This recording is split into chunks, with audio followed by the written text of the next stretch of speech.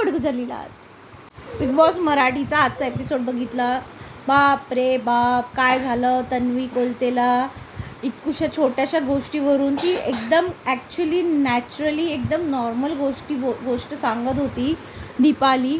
आणि तन्वीला काय वाटलं की ती तिची इमेज खराब करायचा किंवा तिचा गेम खराब करायचा प्रयत्न करते. अँड सडनली वॉट एकदम नॉर्मल गोष्ट होती, तिने नॉर्मल घेतलं असं तर नॉर्मल झालं असं. तिने अननेसेसरी आहे ना केऑस केला, काहीच गरज नव्हती. आणि आता काय झालं आहे ह्याच्यामुळे भाऊच्या धक्क्यामध्ये जर ती, आणि मला तरी वाटतं की ती बोलली आहे काहीतरी असं जे उघडकीस येणार आहे. आणि असंही मग बनणार नाही आहे तन्वी अशी पण विनर.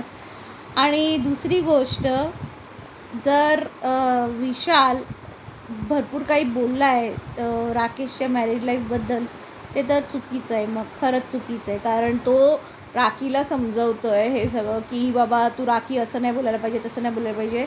आणि राकेशने हे खूप किती सुंदररित्या त्याने मांडलं. काही भांडण नाही का फालतूचं काही केऑस केलं नाही. त्याने कॅमेरासमोर जाऊन क्लिअरली सांगितलं की विशाल तिला सांगतोय, पण विशालने काय केलं 1 आठवड्या का 2 आठवड्यापूर्वी, आणि ते ऑडियन्सपर्यंत पोचलं. राखी काय करते ना, राखी अशीच करते. पण राखी आहे ना एकदम चांगली आणि एकदम म्हणजे ती गेम ना खराब करतेच तिचा, म्हणजे ती ओव्हरच करते बऱ्याच गोष्टी. अननेसेसरी काही गरज होती का तिला हे सगळं बोलायची? काय का क्रिएट केलं तिने हे सगळं?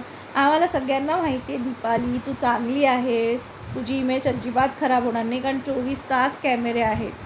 तर तुझ्या मॅरिड लाईफमध्ये काही परिणाम होणार नाही आहे ह्या सगळ्या तिने जे काही ॲलिगेशन्स लावले असतील. पण इकडे ऑडियन्स बघते आहे 24 आवर्स, तू कॅमेऱ्याच्या नजरेत आहे, तर तू कशाला टेन्शन घेते? हां, हर्ट तर होतं बाबा, पण किती पण म्हटलं तरी वाईट तर वाटतं. आणि ती तर बोलली ते बोलली, पण तिला पण तर राग आला. रागाच्या भरात दीपाली पण तिला बोलली, पण नाही बोलायला पाहिजे होतं तसं बघितलं तर. पण ठीक आहे, आता तिचा पण राग जेन्युइन होता. तन्वीचे डबल फेस तर दिसला बाबा, की इथे तन्वी बोलते की आहे ना मी तिला ना दीपाली ताई म्हणून फक्त आहे ना नावापुरतं बोलते, आणि म्हणजे मला तिच्या काही गोष्टी पटत नाही वगैरे वगैरे, ठीक आहे.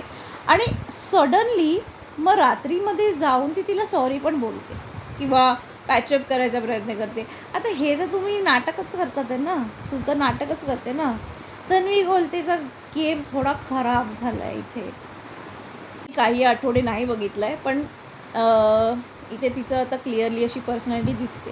खूप सगळे बारीक बारीक झाले. तन्वी किती बारीक झाली आहे, दीपाली किती बारीक झाली, पण दीपाली यार किती क्यूट दिसते यार. आणि इतकं सुंदर मेकअप, आणि साडीवर इतकं इतकं सुंदर असू शकतं ना, म्हणजे खूपच छान. म्हणजे ती लिटरली ना, आता तिच्यापेक्षा कितीतरी तरुण मुली आहेत तरीसुद्धा ना ती त्यांना पण बाजूला करते, इतकी सुंदर दिसते ही दीपाली. टू फिनाले कोणाला मिळेल? आता राकेश तर बाद झालं आहे. अरे मिळालं ना, ॲक्च्युली मिळेल काय, मिळालं तन्वीला, मिळालं फायनली. पण तन्वीनी खूपच यार कधी कधी खूप ओव्हर ॲक्टिंग करते यार तन्वी. मला तर वैतागच आला आहे तिला बघून. दादा big boss, thank you big boss. अरे भाई क्यों भाई, मत कर इतना. पण हां, राखीमध्ये दम तर आहे बाई. ती आहे ना, जी आहे ना तोंडावर बोलते. मग ते किती पण कुठल्याही लेवलवर असेल ना, आपल्याला असं राग येतो ना कधी कधी, खूप राग येतो, ते सगळं ती लिटरली बोलून जाते यार. म्हणजे तिच्यामध्ये किती गट्स आहे. तिने विशालला तिथल्या तिथे चित केलं की तू मला बोलतोयस. तो तिला असं स्टेअर करत होता, आणि मग ती बोलते की तू मला काय बघतोयस, मी बघतोय की तू असं कसं बोलून हे करू शकते, तू मला काय बोलतोयस, तू राकेशला काय काय बोललं ते तू विसरला का, आणखी मला बोलतोयस वगैरे वगैरे. Really good.